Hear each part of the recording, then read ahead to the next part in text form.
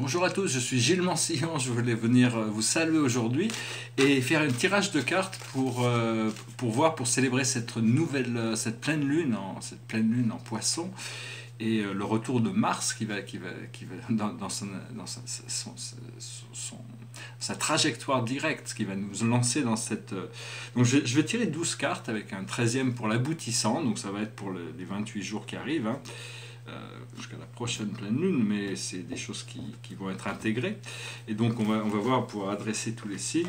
Je vais utiliser le jeu du voyageur. Je sais pas vraiment, les cartes sont grandes et j'ai très peu de place sur la table, donc c'est pas facile. Mais on y arrive quand même, c'est comme dans l'atelier. On peint des grands tableaux dans des petits endroits, c'est juste une question d'arriver à se débrouiller pour arriver à ce que ça de le faire quand même, quoi. C'est le système D, le système français.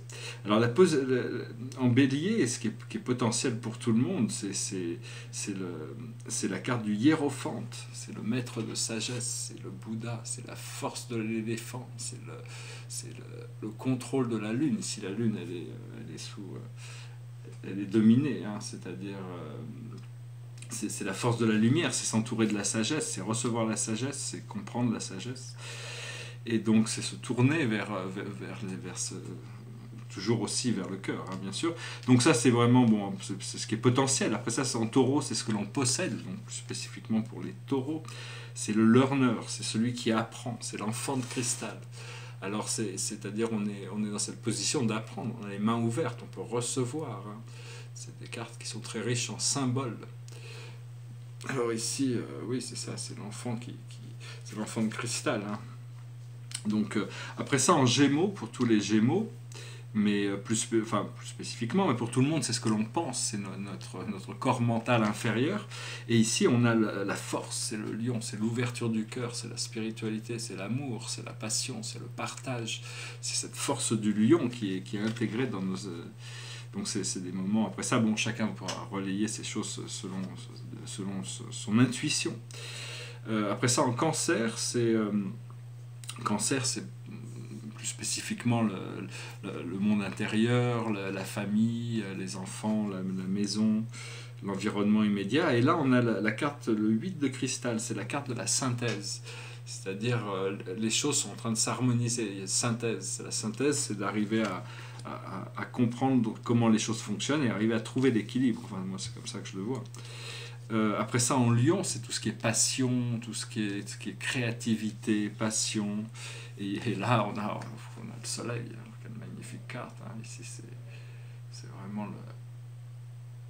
une carte magnifique. Hein. Il y a tout ce que l'on recherche dans le soleil. C'est le but de cette existence. Quand on accepte de devenir matériel, c'est qu'on devient terrestre, on devient mortel. Mais il faut retourner à notre nature solaire, éternelle, immortelle. Et donc, c'est d'arriver à franchir toutes ces étapes qui nous permettent de revenir à la lumière. Et donc ça c'est une lumière qui brille dans notre cœur et qui nous apporte aussi tous les récompenses, les bienfaits, la vie bonne, hein, selon... le point de la philosophie, c'est d'avoir monter la qualité de notre vie. C'est très important de comprendre qu'au XXe siècle, l'argent a été le moteur fonctionnel, l'accumulation, ça sert au pouvoir, ça donne de la crédibilité aux choses. Et tout. Mais maintenant, on va devoir s'intéresser à la qualité de la vie. Si bien sûr, il faut de l'argent pour apporter cette qualité de la vie, donc l'argent est inclus, mais c'est la qualité de la vie, c'est d'arriver à avoir une vie simple, mais qui est abondante. Donc c'est un peu ce qu'on voit en Vierge, c'est bon anniversaire à toutes les vierges, c'est la manière dont on se nourrit matériellement et spirituellement. Et ici, on a la carte de l'aspiration, la statue de la liberté qui aspire à la liberté. Il y a les obélisques qui sont des centres, qui sont des catalyseurs de pouvoir. Hein. Cet obélisque à Paris qui est magnifique, qui est un cadeau du peuple égyptien à la France. Et donc oui, il faut aspirer, hein, on arrive à aspirer, c'est-à-dire bon, il faut demander ce que l'on cherche, il faut aspirer aux choses. Ce que l'on a après ça en balance, mais pour tout le monde, c'est le monde des relations, le monde social, le monde des affaires. Ici on a une synergie, on a la synergie, le 6 de monde. Donc c'est vraiment une fusion d'énergie qui fait que bon, parce que la vie c'est quelque chose de magique, on ne sait pas, on peut pas, même sur nous-mêmes, on n'a pas une compréhension totale sur toute notre existence, nos mémoires sont pas assez, on n'est pas assez, il y a tout un procédé d'évolution qui dépend de fonctions supérieures, et donc il faut avoir confiance en cette synergie. Après ça, ce qui vient de l'intérieur, en Scorpion, mais qui adresse toutes ces choses des profondeurs, les choses profondes, le sexe, l'argent, la mort, toutes les choses profondes, qui viennent du subconscient, et là on a la compassion qui revient de l'intérieur du subconscient, c'est le 3 de bâton, donc c'est la carte des principes, de la vertu, de l'amour, du service aussi, mais il faut s'apprendre à se combler soi-même avant de pouvoir aider les autres.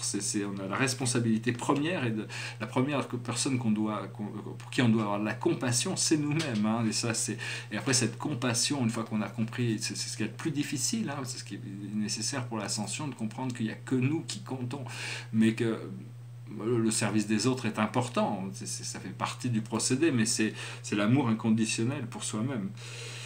Et donc ça, c'est des nouvelles révélations, des nouveaux niveaux d'expérience sensorielle ou extrasensorielle, ça dépendra, chacun découvrira ça de sa manière. Après ça, en Sagittaire, entre les deux, il y a Ophiuchus, c'est une petite constellation, la création du Christ, c'est Chiron qui gère cette constellation, mais enfin elle n'est pas prise en compte dans l'astrologie. Il y a Sagittaire, c'est Chiron, c'est le grand centaure de l'astrologie, c'est celui qui possède la sagesse, la connaissance, et donc c'est nos lois, nos lois, nos philosophies, disons, le Sagittaire pour tout le monde en général, et là on a la créativité, c'est-à-dire tous les arts créatifs, comment utiliser notre créativité, le pouvoir de la créativité. Là il y a Mars qui revient direct, donc on va être beaucoup plus de force sur notre expérience par rapport au contrôle de notre volonté lucide. Ce qui nous vient pour tout le monde, enfin pour les Capricornes en particulier, mais pour tout le monde, ce qui nous vient de l'univers, de la mère de l'univers. Le Capricorne, c'était un Maltais, c'était la chèvre nourricière de Zeus, et la corne d'abondance. Quand Zeus avait cassé sa corne, il l'avait donnée aux nymphes, il y avait la corne d'abondance, et donc là on a cette abondance, on a cette fortune qui nous vient de l'univers. C'est la fortune, c'est Jupiter, c'est la roue qui tourne, hein, c'est vraiment ça. Donc c'est vraiment, et puis c'est le moment, donc c'est normal, il faut accepter, il faut monter dans le... faut voir la vie comme une aventure et se laisser porter dans le ride, ce que l'on a après ça en Verseau, mais pour tout le monde, de manière générale, c'est nos amis, nos espoirs, et là on a le fulfillment, c'est la carte du bonheur. C'est la carte du bonheur, c'est la réalité, c'est un rêve qui devient une réalité, c'est vraiment une carte magnifique, c'est que de la célébration. Donc ça, c'est c'est en Verseau. Et en Poisson, il faut faire face à l'opposé en Poisson, qui est le karma, c'est-à-dire on n'a pas le choix, on aspire au bonheur, mais il faut accepter la stagnation, c'est quelque chose qu'on n'a pas le choix. Et donc nous, étant Poisson, ascendant Poisson, c'est le karma, c'est le Poisson, c'est le karma.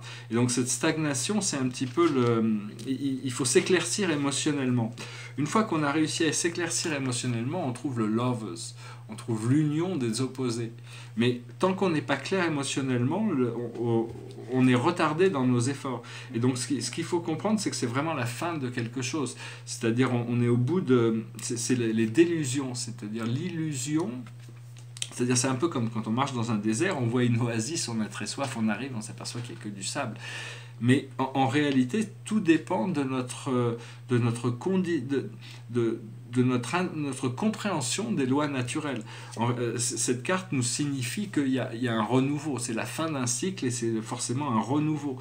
C'est-à-dire que dans le procédé de chercher l'oasis, il y a toute la traversée du désert, et on n'aurait jamais traversé le désert si on ne cherchait pas cette oasis. Et donc, faut savoir que bon, il y a quand même la rivière, il y a une rivière éternelle dans laquelle on va pouvoir se désaltérer à la fin. C'est-à-dire que bon, on a très soif, mais on ne peut pas vraiment assouvir notre soif avec les choses du monde. Les choses du monde nous rafraîchissent temporairement. La seule chose qui peut éteindre notre soif complètement, c'est l'âme, c'est Dieu, c'est la source. Et là, donc, on a time-space, c'est le temps et l'espace qui fusionnent pour s'élever au-dessus des choses. Donc voilà, c'est un mois assez important, hein, donc on va voir, j'espère qu'on en profitera. Si vous avez des questions, n'hésitez pas. Derrière moi, c'est un tableau, c'est mon premier, c'est le premier tableau que j'ai fait, c'est un autoportrait astrologique.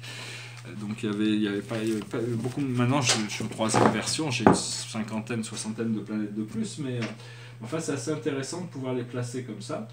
Moi, je suis poisson, ascendant poisson, hein, donc c'est très fort. Donc c'est une lune très forte pour moi, c'est normal. Et puis bon, j'ai beaucoup de planètes en eau parce que j'ai la lune en scorpion et j'ai Neptune en scorpion et j'ai mon nœud du nord en cancer, donc ça fait un triangle.